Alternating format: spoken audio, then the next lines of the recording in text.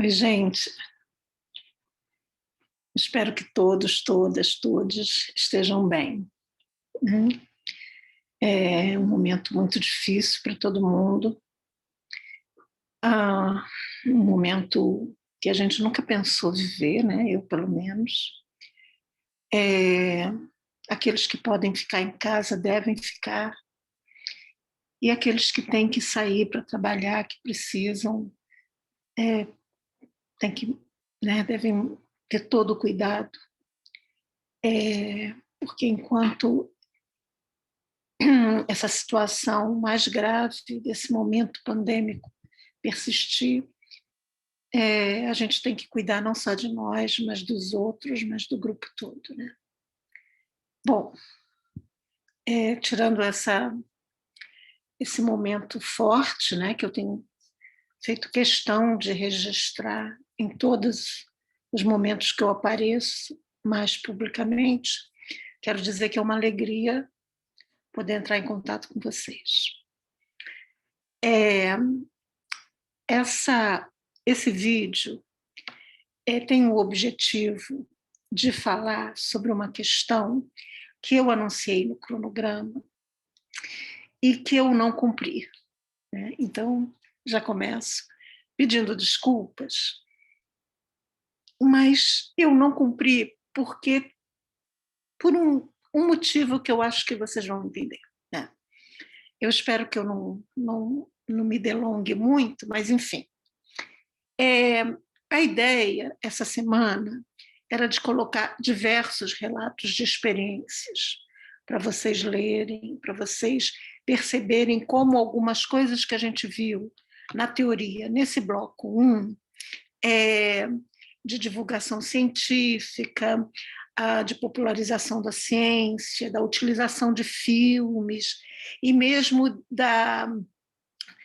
dos teóricos que a gente falou rapidamente, Piaget, Vygotsky, Paulo Freire e outros ainda, como é que eles são trabalhados, né? E como esse trabalho nas escolas, com toda essa parte teórica, ela é relatada através disso que a gente passa a chamar de relatos de experiência. Mas aí eu fiquei com uma ideia na cabeça de que mostrar para vocês, apresentar aqui os relatos, seriam muito fáceis. Tem uma série de relatos em toda a internet.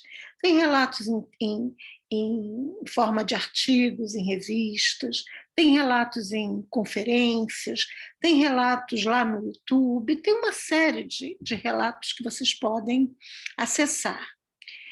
Mas eu achei mais importante falar do relato em si, da importância do relato, da sua conexão com a prática docente, com a formação docente, tá?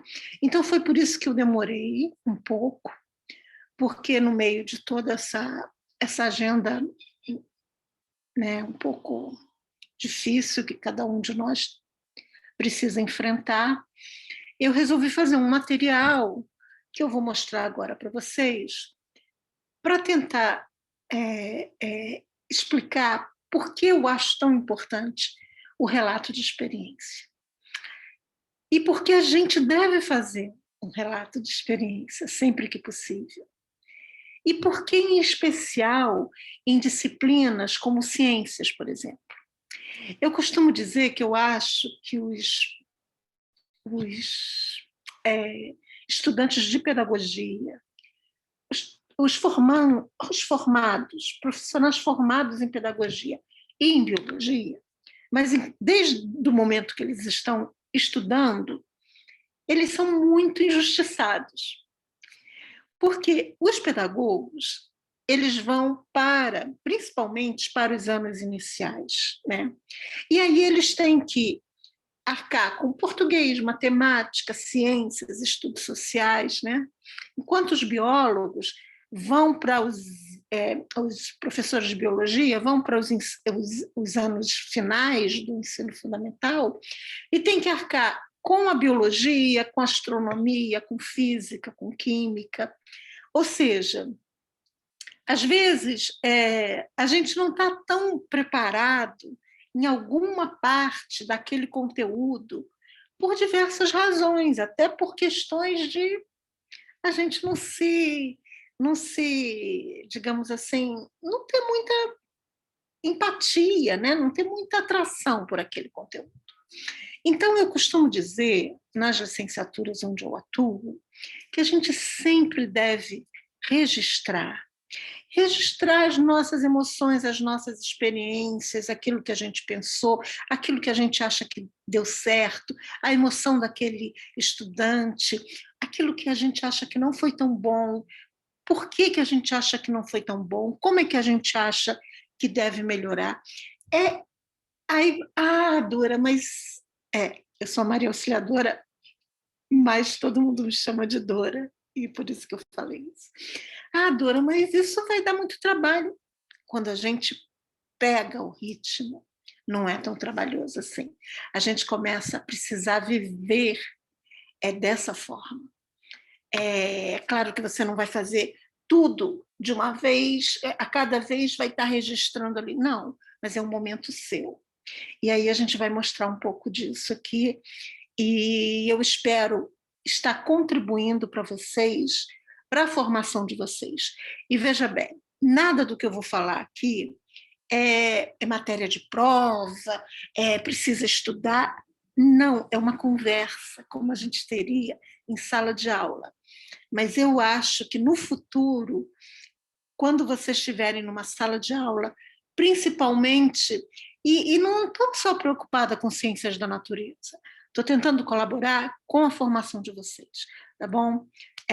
Então, era isso que eu queria fazer essa semana, a partir de diversas leituras, mas que a gente vai jogar mais para o bloco 2, e vamos falar agora desse relato de experiência, tá? Eu vou abrir aqui um material que eu fiz para vocês, que eu acho que está bacana e que vai, e espero que permita que vocês percebam a importância que um relato de experiência pode ter na vida do professor, tá bom? Então vamos lá, vou compartilhar uma tela aqui com vocês, tá?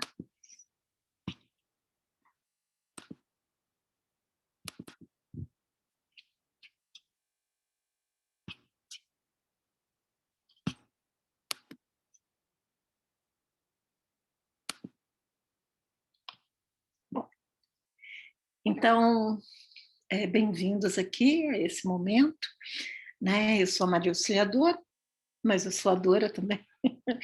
E a gente vai falar da importância dos relatos de experiência, tá? De uma forma assim de uma maneira muito formal, assim, né? Muito baseada numa definição. Eu peguei essa, digamos assim, essa definição de relato de experiência que eu achei muito bacana. Da página da Universidade Federal de Juiz de Fora, do curso de nutrição.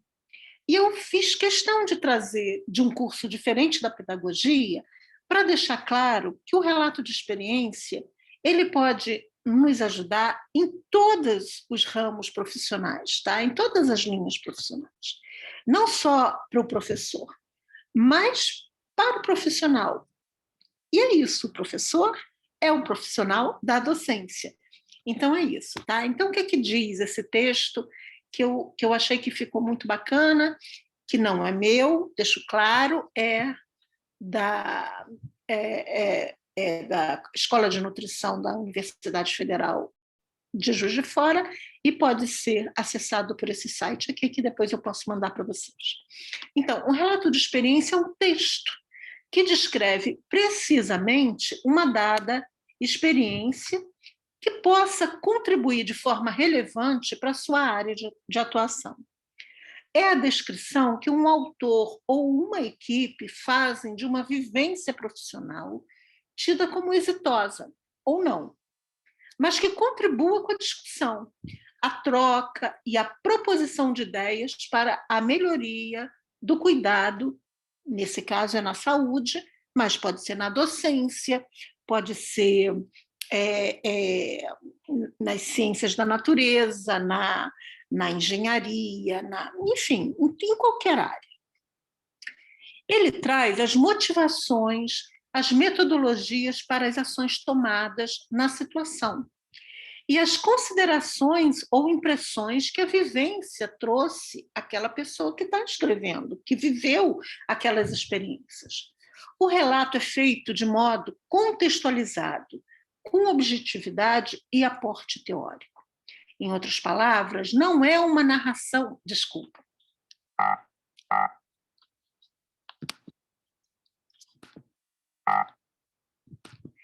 Desculpa, aconteceu alguma coisa aqui. Desculpa.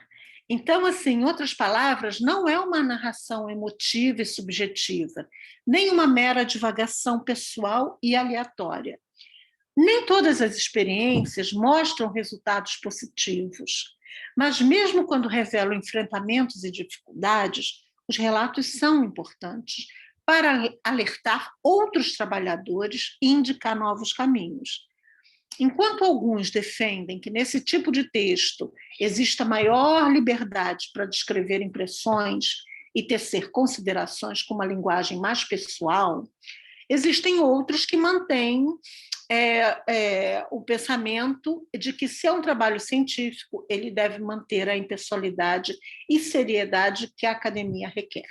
Bom, os relatos de experiência são escritos com base numa metodologia, como está colocando aqui, num contexto específico, que narram uma experiência e os seus resultados. A motivação, a experiência e os seus resultados. Eles não são artigos de pesquisa científica. Eles são relatos de uma experiência vivenciada.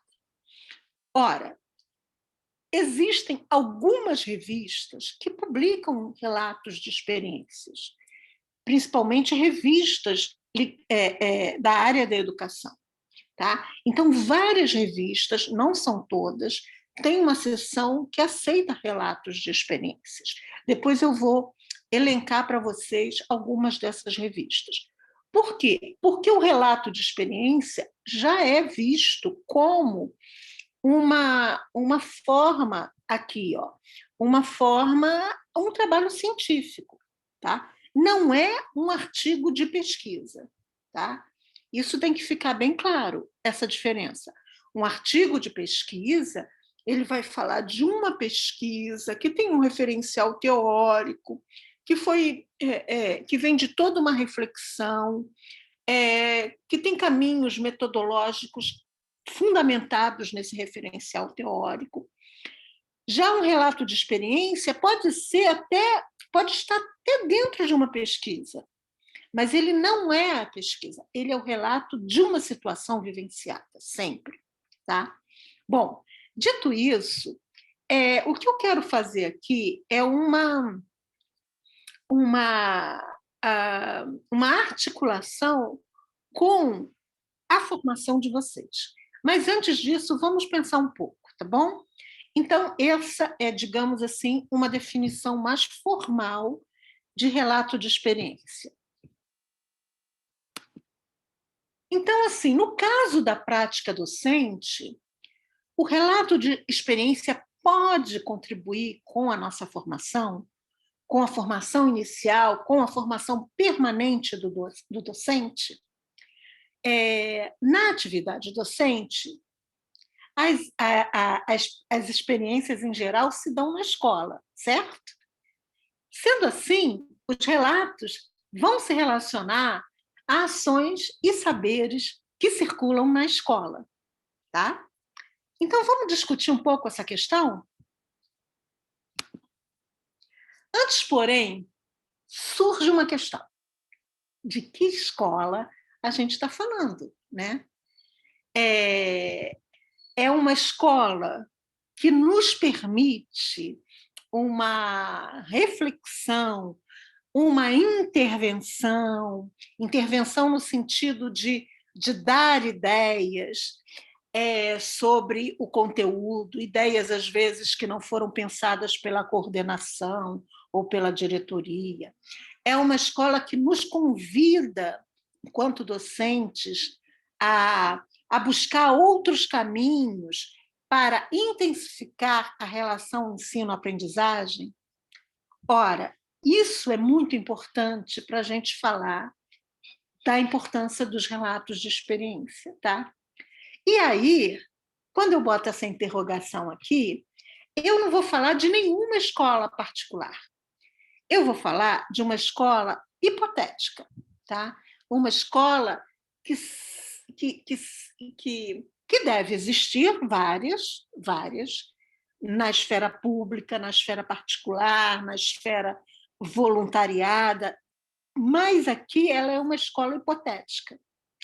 Ela é uma escola hipotética para poder nos mostrar as possibilidades desse relato de experiência para a formação permanente de nós, professores. Tá?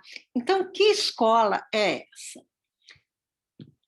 A gente já viu, deixa eu ver aqui, a gente já viu no bloco 1 que os conhecimentos, mesmo os produzidos ali pelas instituições que produzem conhecimento, as universidades, os centros de pesquisa, eles vão para a escola, né? Eles são pedagogizados e eles vão para a escola, tá? E eles passam a circular na escola, tá? Então, a gente já falou isso, sobre esses saberes produzidos aqui, nos centros de pesquisa, e que chega, não diretamente, passa por todo um processo de pedagogização, de didatização, e chega na escola e circula aqui. Só que a gente também já falou que essa circulação envolve os saberes que já estão lá na escola, nos seus estudantes, né? Os saberes dos estudantes. Que os estudantes não é uma folha em branco, como nos disse Paulo Freire.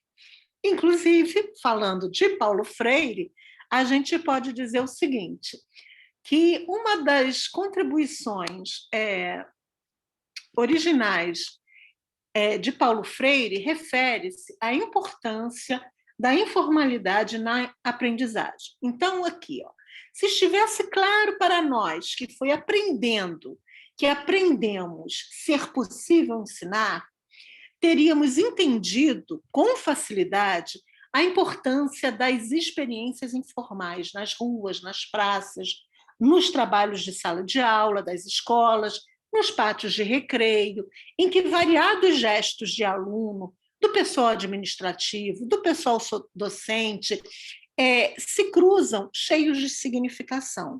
Então, assim, essa circulação dos saberes científicos, né, dos saberes, digamos assim, acadêmicos, misturados aos saberes que estão circulando em função de tudo que nós, docentes, pessoal administrativo e estudantes trazemos, eles estão nessa sopa que a gente chama de escola. Sopa num bom sentido, tá? Não é uma mistureba, mas é uma sopa no sentido de que tem muitos elementos ali misturados, tá? E que, às vezes, a gente precisa identificar, catalisar um pouquinho para a gente poder entender melhor por que as coisas estão acontecendo. Então, nessa situação, vamos pensar nessa escola hipotética que eu falei para vocês. E aí, para falar dessa escola hipotética, eu vou recorrer a Paulo Freire. Tá?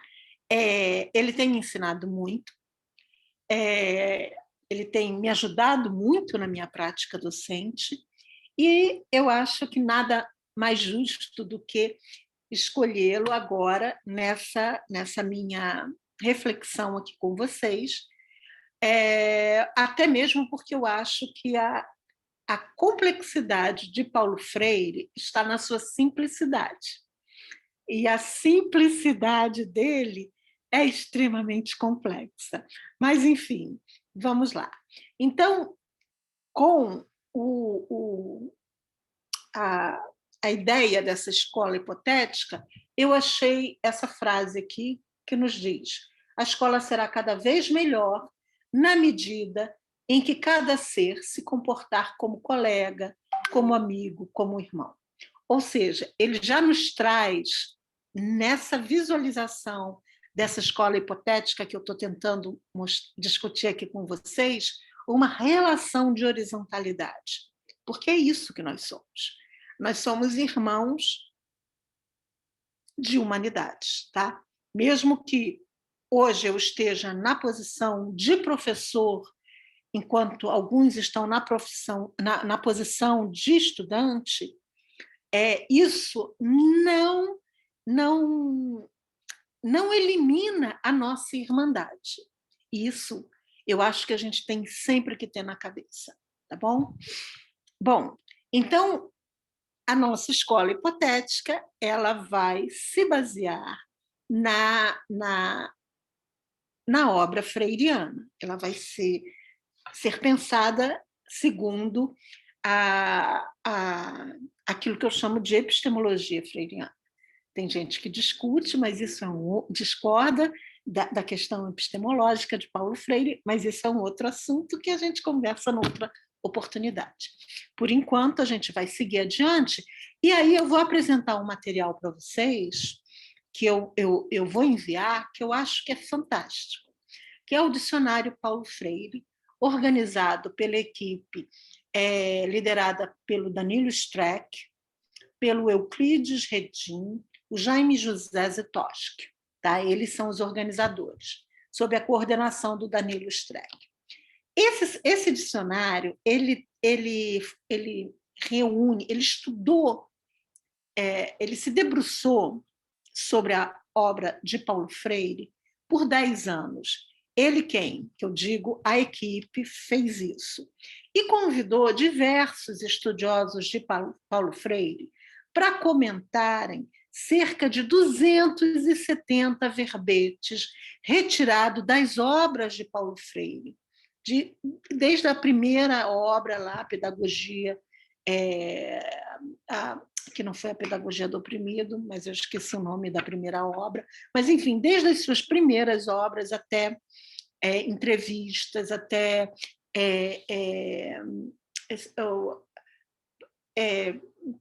conversas que foram registradas, né?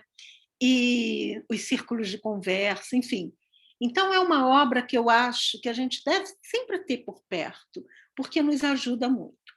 E, acima de tudo, nos possibilita ver como Paulo Freire foi generoso na sua obra, como ele permitiu que, a partir de vários conceitos que ele vai lançando, que ele vai trabalhando, que ele vai definindo, ele permitiu que esses conceitos, apesar de algumas definições mais, digamos assim, mais concretas, digamos assim, mas elas são extremamente orgânicas. Em que sentido? Elas são extremamente possíveis, essas definições, de serem trabalhadas de acordo com as nossas demandas. Tá?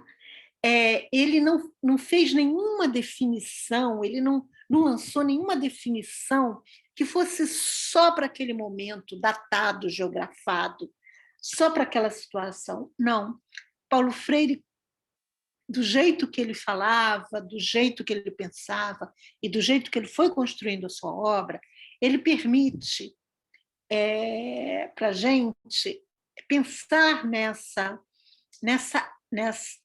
nesses conceitos no momento presente, no nosso contexto atual, nas nossas demandas, como eu já falei. Tá? Então, assim, eu vou dar um exemplo aqui, nessa escola hipotética que a gente está discutindo.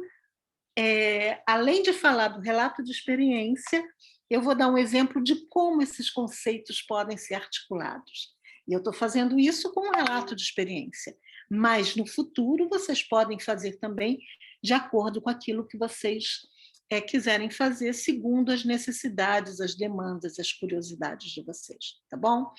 Então, eu usei a obra do Danilo Streck e colaboradores, tá?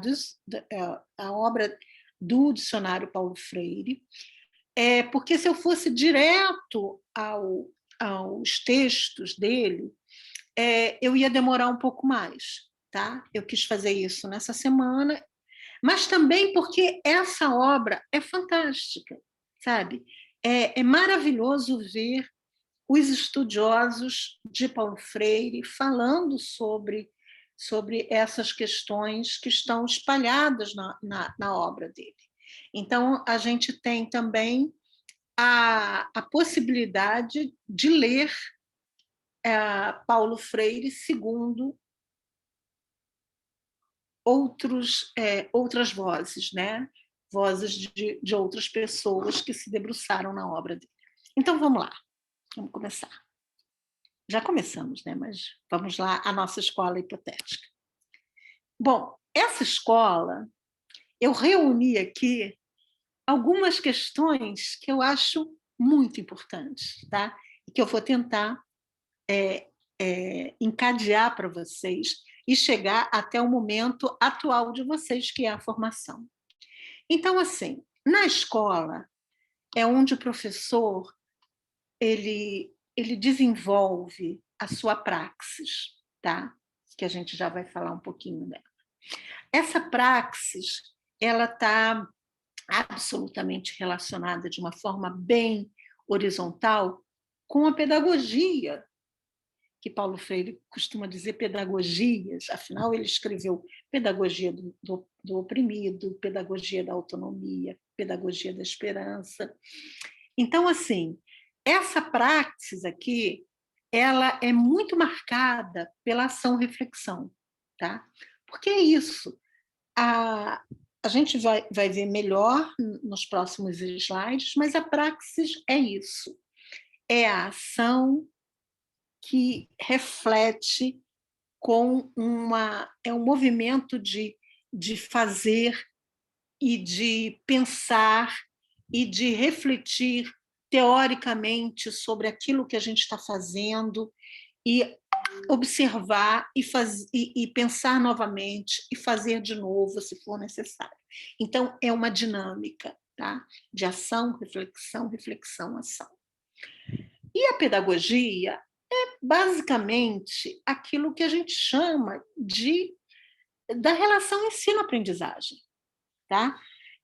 Quando a gente pedagogiza algo, como eu falei lá no início, os conceitos científicos que são pedagogizados, a gente quer ensinar e quer que se aprenda. E para a gente ensinar de uma forma que os estudantes aprendam, a gente tem que ter em mente essa relação ensino-aprendizagem, que nem sempre é tão direta, que vai depender do nosso público de estudantes, que vai depender da nossa forma de ver aquele conteúdo, né? Das coisas que a gente precisa pensar para aquele conteúdo, tá? Bom, aí, tudo isso aqui na escola, aí eu botei uma porta aqui. Nessa porta, eu coloco os registros, que eu acho que é pela porta que a gente entra e sai da escola. É pela porta que a gente entra na escola, que a gente vem do mundo, entra na escola e volta para o mundo. E aqui a gente começa a registrar. Tanto os estudantes registram nos seus cadernos, como o professor registra no seu diário de classe. Os estagiários de estágios supervisionados registram também no diário de campo, né? E aí a gente tem, inclusive, em algumas situações, os relatos de experiência. Então, vamos imaginar que essa é uma escola, né, que está baseado fundamentalmente na praxis, nas pedagogias e nos registros, tá bom? Só coloquei isso, tá? Agora a gente vai adiante. Bom, por escola, lá no dicionário da equipe do Danilo Streck, a gente tem muita coisa, tá? Eu faço questão de ler essa parte, porque eu acho muito bonita, tá? Eu talvez tenha cometido a deselegância de não colocar o nome, tá? Que agora está me fugindo. Mas eu prometo que no final eu dou um jeito de falar para vocês, tá? Do autor desse verbete escola. Então, ele nos diz que uma das contribuições originais de Paulo Freire refere-se à importância da informalidade na aprendizagem. Se estivesse claro para nós que foi aprendendo que aprendemos ser possível ensinar, aquela frase que eu botei lá no início, teríamos entendido com facilidade a importância das experiências informais, nas ruas, nas praças, no trabalho, nas salas de aulas das escolas, nos pátios, recreios, em que vários gestos de alunos, de pessoas, de pessoal administrativo, do pessoal docente se cruzam cheios de significação. A escola, para Paulo Freire, não é só um lugar para estudar, mas para se encontrar, conversar, confrontar-se com o outro, discutir, fazer política. A escola não pode mudar tudo no mundo, nem pode mudar a si mesma sozinha. Ela está intimamente ligada à sociedade que a mantém. Ela é, ao mesmo tempo, fator e produto da sociedade. Como instituição social, ela depende da sociedade. E, para mudar-se, depende também da relação que mantém com outras escolas, com as famílias, com a sociedade, com a população. Paulo Freire nos fala, em sua pedagogia da autonomia, da boniteza de ser gente, da boniteza de ser professor. Ensinar e aprender não podem dar-se fora da procura, fora da boniteza e da alegria.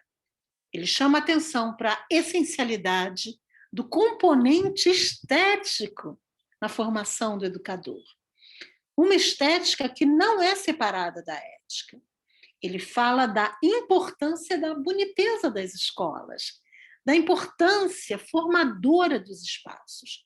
É incrível que não imaginemos a significação do discurso pronunciado nas escolas, pela limpeza do chão, pela estética das salas, dos corredores, dos quadros de aviso, a higiene dos sanitários, as flores que muitas vezes adornam a secretaria, a biblioteca, ou a sala de leitura, ou a sala da coordenação. Há uma pedagogicidade indiscutível na materialidade do espaço. Bom, aqui eu vou fazer uma observação que eu ia até evitar de colocar, mas eu achei depois que não vale a pena a gente fazer isso. Eu estou conversando com pessoas adultas que estão se formando em pedagogia. Quando ele diz aqui, confrontar-se com o outro, discutir, fazer política, por favor, não confundam isso com política partidária. Fazer política no sentido de uma confrontação, de uma discussão, de uma melhor de um melhor posicionamento frente às questões da escola, da comunidade. Ou seja, ter na escola, ter a noção exata da importância da escola em uma comunidade. Tá? Então, feito essa observação, a gente continua. Então, aqui a gente tem essa escola, marcada por essa estética, marcada por essa boniteza, marcada por essa horizontalidade. E aí, novamente, eu esqueci os autores, mas eu vou consertar isso no material que eu vou mandar para vocês. E aí a gente chega nessas duas definições, de praxis e de pedagogias, que estão lá na nossa escola hipotética.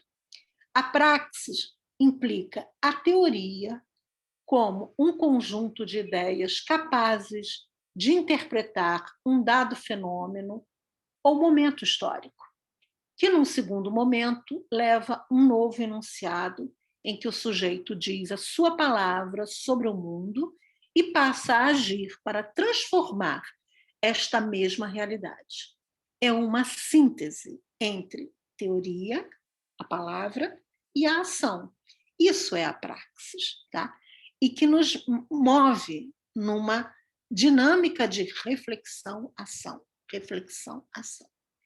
E a pedagogia é mais bem compreendida no contexto do conceito de praxis, está aqui, no qual Freire tensiona, né, estica ali dialeticamente a ação e a reflexão.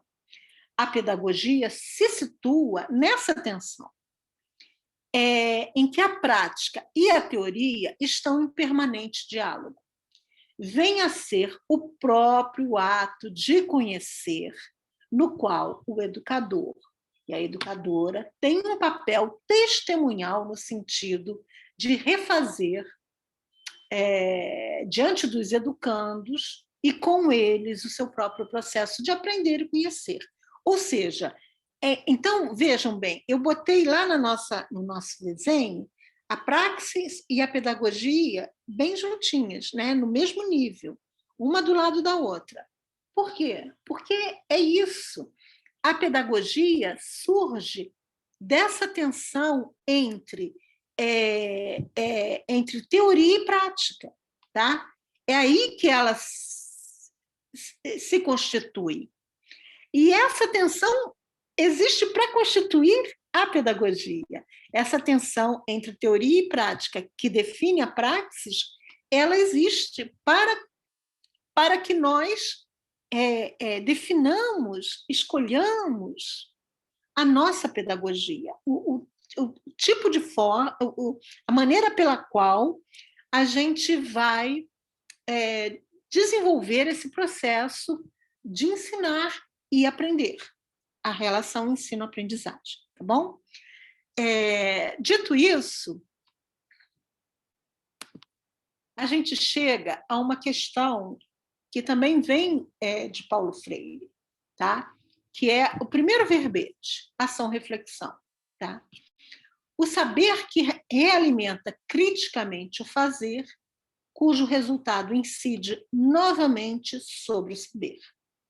Então, o resultado do fazer, o posicionamento crítico do fazer, cujo resultado incide novamente sobre o saber. Ambos se refazem continuamente. A expressão incorpora todo o esforço da tradição dialética na tentativa de superar sua marca idealista de origem. Então, ação-reflexão é isso aqui. É uma alimentação crítica do fazer, cujo resultado recai sobre o saber. Então, o fazer alimenta o saber. E ambos vão se refazendo, ambos vão se realimentando, ambos vão se mantendo,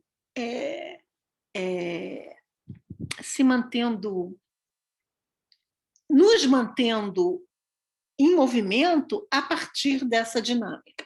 Então, isso é uma questão muito interessante na obra de Paulo Freire, que é sempre uma dualidade, né? Então, assim, o saber e o fazer, a ação, reflexão, isso é muito importante porque isso mostra como a epistemologia de Paulo Freire é dinâmica, ok? Bom, então essa ação-reflexão, ela vai estar absolutamente ligada, né, relacionada com isso que a gente falou das da praxis e das pedagogias. E aí pensando ainda nesse pensar, nesse fazer, criticamente, né, eu abro um parênteses aqui para trazer um outro autor, tá? Que é uma coisa muito comum a partir da obra de Paulo Freire. Existem vários trabalhos que relacionam Paulo Freire com diversos outros autores, tá? Vygotsky, Bachelard, Merleau-Ponty, Giraud, e muitos mais. Esses estão me vindo à cabeça agora. Tem um que eu esqueci o nome agora. Mas, enfim. Então, por que isso? Tem muito a ver com essa, com essa, com essa dinâmica, com esse movimento que existe na obra freiriana. Tá? Então, por que eu faço esse parênteses aqui? Porque o Richard Rorty, um filósofo americano, ele fala para a gente que existe um processo muito importante na dinâmica da reflexão. Tá? Então, pensar, fazer criticamente, aí eu lembro do Richard Rorty para dizer o seguinte: há dois modos principais nos quais os seres humanos reflexivos tentam, colocando suas vidas num contexto mais amplo, darem um sentido à sua vida. O primeiro é contando a história da sua contribuição para uma comunidade. Tá? O segundo modo é descreverem-se como estando em uma relação imediata com uma realidade não humana. Ou seja, diria que histórias do primeiro tipo exemplificam o desejo por solidariedade e que histórias do segundo tipo exemplificam o desejo por objetividade. O que o Rorty está falando aqui é daquilo que ele chama de processo de redescrição. O Rorty defende a redescrição, seja contando uma história, seja no sentido de um relato, de um registro. Quando ele diz aqui imediata com uma realidade não humana, é o contexto do seu trabalho, não é uma contação de história da sua vivência. É isso que ele quer dizer. Então, assim, segundo o Rorty,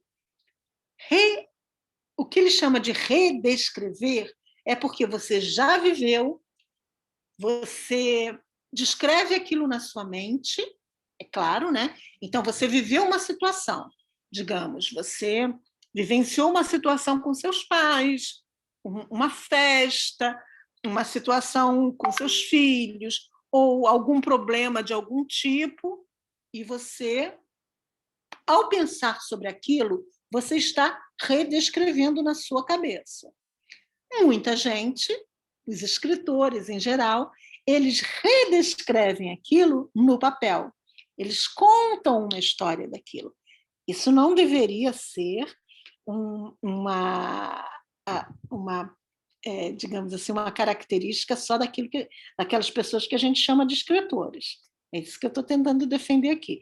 Todo mundo deveria experimentar redescrever as suas histórias, tá? Agora, tem outra situação que é uma relação imediata com uma realidade não humana, né? Redescrever um processo de trabalho, um processo no sentido assim, algo que aconteceu, você vivenciou aquilo, você observou aquilo, tá? O não humano aí está dizendo que não tem uma afetividade, talvez, né?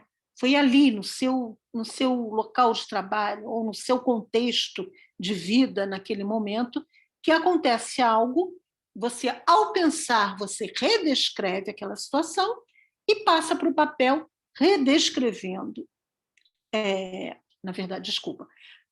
Ao pensar, você descreve aquela situação e passa para o papel redescrevendo. Então, essa redescrição é algo que o Hurt defende como uma ajuda profunda no processo de reflexão, tá?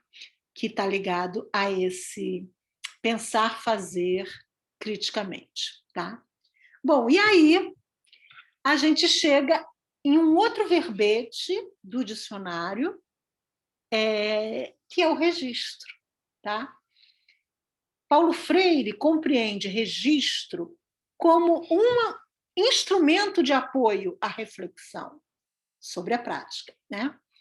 Fundamentando-se na própria experiência com a escrita, caracterizada por ele como relatórios de prática. Então, ele propõe que o hábito de registrar seja incorporado pelos educadores e educadoras no exercício crítico da reflexão. Ou seja, quando eu trago o Hort, eu quis trazer para vocês uma outra pessoa que pensa em outra base epistemológica, digamos assim, mas que está trazendo fortemente, está defendendo fortemente, com outras palavras, redescrição, aquilo que Paulo Freire chama de registro. Eu poderia ter ficado só com Paulo Freire, mas eu acho incrível como as ideias freirianas elas são universais, tá? E foi por isso que eu trouxe o Hurt. Como no segundo bloco eu vou trazer outros autores, tá? Bom, então o registro ele tem a ver com essa questão da reflexão. Não existe no dicionário um verbete só para reflexão. Existe para ação, reflexão. Só reflexão não existe. Mas em toda a obra do Paulo Freire, ele usa essa palavra. E aí eu fiz esse esquemazinho aqui que tem a ver com muitas coisas que eu achei na obra do Paulo Freire sobre reflexão. Então, ele usa a reflexão diversas vezes para falar da formação docente, dessa formação permanente, né? O reflexão tem a ver com esse pensar-fazer, como nós já falamos, e com a crítica. E aí aparece um outro verbete que eu não vou explorar agora, vai ser explorado no... Nós já falamos sobre ele, da curiosidade, né? Mas eu vou explorar mais no segundo bloco, que é a curiosidade, tá bom? Então, dessa forma, eu chego na porta ali da escola que eu trouxe, aquela escola hipotética, que passou pelas praxis, pela pedagogia, pelas pedagogias, né? E chegou aqui na porta, nos registros, tentando intercalar vários desses conceitos freirianos. E aí, desse registro, registrando isso, trabalhando dessa forma, com essa reflexão, a partir desse registro, a gente vai ter um professor que vai se relacionar com o mundo e vai trazer o mundo para a escola. E esses registros, eles são fundamentais para essa relação com o mundo, tá? Por quê? Porque é através do seu registro que ele vai pensar, que ele vai refletir e que ele vai pensar sobre a sua própria ação. E aí ele pode, inclusive, fazer algo que Paulo Freire fala para a gente, que é levar a boa nova. A boa nova é o resultado da sua prática, aquela prática da sua praxis, aquela praxis que foi e voltou, foi pensada criticamente, que se renovou. É isso que ele faz com um relato de experiência. Ele se comunica com o mundo. E lendo outros relatos, ele traz esse mundo para a sua escola, tá bom? E aí é que vem, talvez, a minha dica, né? Aqui, se eu posso falar nisso, né? o registro ele já deve começar nos estágios supervisionados. É um ótimo momento para a gente começar a se convencer de que registrar, de que relatar é muito bom, né? Então, os diários de campo, nos estágios supervisionados, eles vão nos ajudar muito a pensar nesse momento que a gente está na escola como estagiário, ali vendo um docente atuando, vendo. Veja bem, isso não tem nada a ver com colocar o docente numa berlinda e ficar criticando o que ele faz ou o que ele não faz. Não, é um diário de campo da nossa posição enquanto estagiário, aquilo que a gente sente, aquilo que nos vem à cabeça. E durante a atividade docente, os diários de classe, né? Terminada uma aula, uma anotação, alguma coisa organizada que te permita depois pensar e, quem sabe, fazer um relato da sua experiência e aí mostrar para o mundo, né? Mostrar para a gente toda, né? A sua dificuldade, a boniteza da sua ação, dividir, compartilhar a, a sua ação, exitosa ou não, que de repente vem outra pessoa e diz assim: ah, eu fiz desse jeito e aconteceu outra coisa. E aí a gente vai trocando.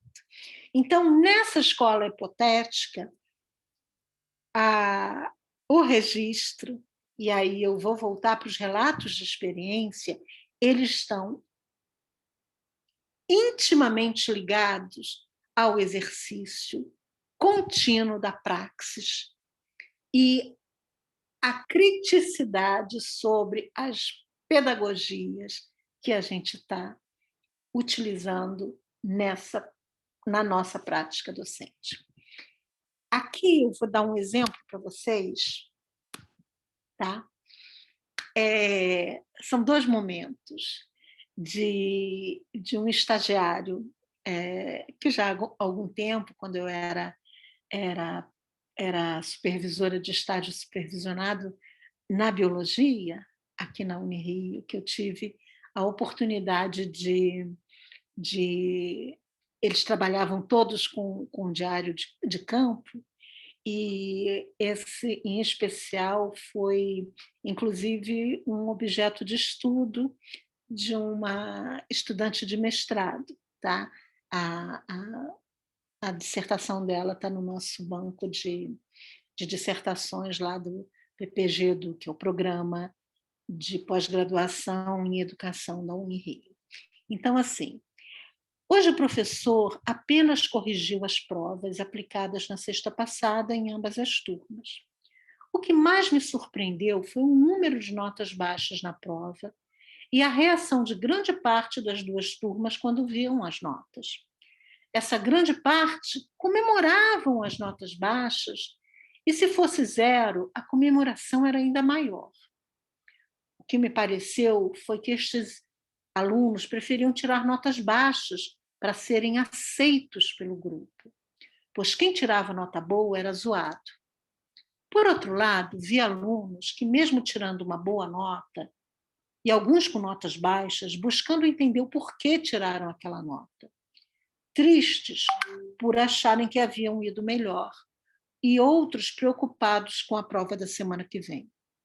A questão que vem à minha cabeça, desde a primeira aula que fui, tanto no ensino fundamental quanto no médio, foi a de como fazer para trazer esses alunos que estão completamente dispersos nos seus pensamentos e como manter e não prejudicar os que estão realmente interessados.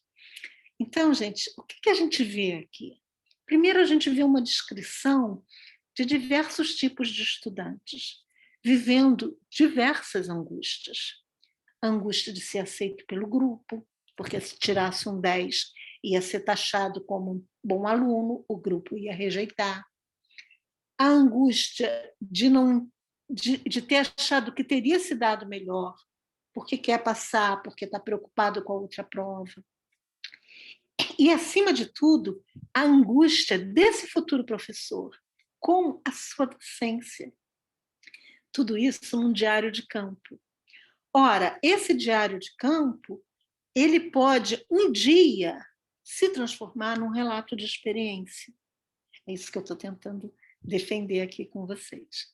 Tem um outro aqui. Ontem foi a aplicação para as turmas, onde eu fiquei com a turma 3001. Foi o primeiro contato, eu e os alunos sozinhos, e percebi que há um grande respeito entre o professor e aluno, mas também há uma linha bem tênue que separa essa relação. No geral, foi muito tranquilo, pois nessa turma tem muita gente mais madura, com uma ótima relação com o professor B, que é o professor da turma, que eu não estou colocando o nome. Mas ficou claro também o interesse de cada um. Os mais novos foram os que menos estudaram ou se preocuparam em fazer a prova direito, tendo alguns entregado a prova em branco em menos de 10 minutos. Teve um momento da prova também que houve uma tentativa de quebra da linha tênue que eu citei um pouco atrás, onde uma aluna chegou atrasada. Entreguei a prova a ela e ela simplesmente parou para conversar com uma outra aluna. Quando falei para a menina de sentar, ela me encarou por alguns segundos, até que eu voltei a falar para sentar e ela foi. Esse momento foi o mais complicado que eu passei, mas depois de tudo, correu tudo bem. A professora de português chegou logo depois com as provas de química que eles fizeram ontem também. Então, assim, mais uma forma de mostrar para vocês a riqueza de um relato. Como isso faz a gente pensar. Como esse menino cresceu. E eu deveria ter colocado o primeiro relato dele, que foi assim lacônico. Estive na sala da turma tal, eram tantos alunos, o professor mostrou o conteúdo e eles fizeram um trabalho um pouco bagunçado e depois da aula saíram correndo para o recreio. Isso no início. E com as nossas conversas, a gente dizendo se solta, aproveita essa experiência, ele chega até esse tipo de relato cheio, pleno de experiência. Então, é isso que eu esperava mostrar aqui para vocês. Tá? Como eu já disse, existe uma série de relatos em artigos científicos, em publicações de congressos e mesmo no YouTube, relatos, vídeo-relatos. Tá? Resta apenas vocês procurarem e eu vou elencar alguns para vocês darem uma olhada. Eu vou parar aqui. Voltando aqui, então era mais ou menos isso que eu queria falar com vocês. Eu espero que vocês tenham entendido por que eu não mostrei somente os relatos. Eu achei que seria bom a gente fazer isso. E como cada curso é um curso novo, no próximo curso que eu oferecer, eu vou mostrar esse encontro, né, nosso assíncrono antes de falar dos relatos, tá bom? De resto, eu quero agradecer muito a todas, a todos e a todos. Sobre aquela live que aquele encontro síncrono que a gente vai fazer, eu já vou colocar daqui a pouco, mas enfim, por enquanto a gente fica por aqui e eu espero que vocês desfrutem disso e fiquem à vontade para fazer as perguntas que vocês quiserem, tá bom? Um forte abraço e fiquem bem. Se cuidem.